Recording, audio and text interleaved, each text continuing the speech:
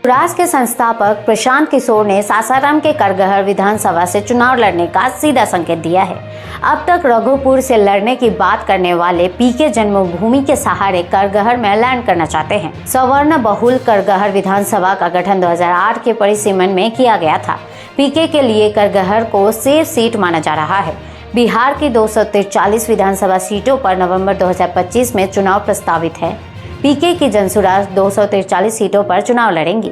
चुनाव रणनीतिकार से राजनेता बने पीके खुद भी चुनाव लड़ने की तैयारी में है।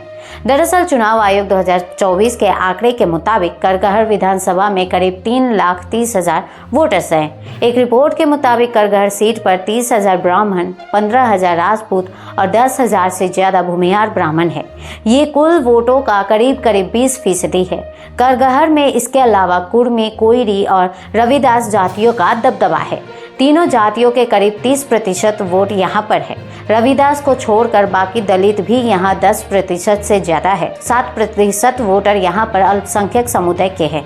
वहीं प्रशांत किशोर ब्राह्मण समुदाय से ताल्लुक रखते हैं। वर्तमान में जो कांग्रेस के विधायक है वो भी ब्राह्मण समुदाय से ही है।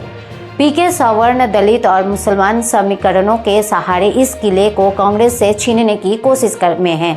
जहां करगहर सीट पर पिछली बार कांग्रेस के संतोष मिश्रा ने 5,000 वोटों से जीत हासिल की थी, लेकिन हालिया लोकसभा चुनाव में करगहर में कांग्रेस पिछड़ गई, वो भी तब जब सासाराम लोकसभा सीट पर उसे जीत मिली।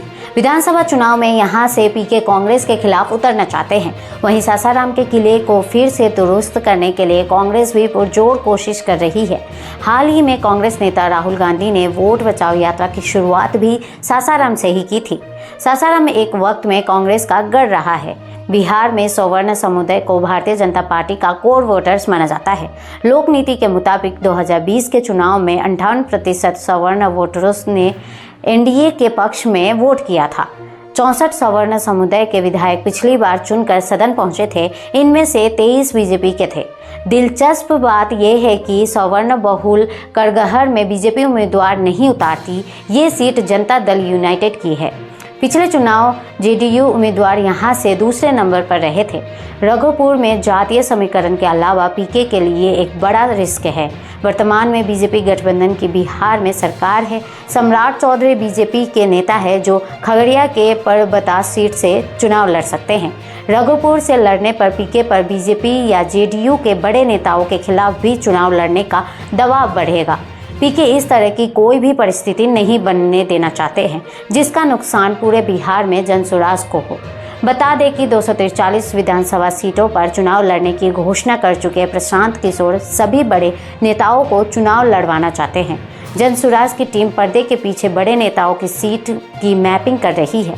सूत्रों के मुताबिक इस बार राष्ट्रीय अध्यक्ष उदय प्रताप सिंह से लेकर प्रदेश अध्यक्ष मनोज भारती तक को चुनाव लड़वाने की तैयारी में है। पीके की टीम 40 ऐसी सीटों की मैपिंग कर रही है जहां किसी भी सूरत में पार्टी को जीतनी ही जीतनी है। हालांकि मीडिया को दिए एक कई इंटरव्यू में प्रशांत किशोर रिकॉर्ड जीत का दावा करते हैं। ऐसे ही लेटेस्ट अपडेट खबरों के लिए जुड़े रहिए हमारे साथ और देखते रहिए विश्व खोज हिंदी न्यूज़।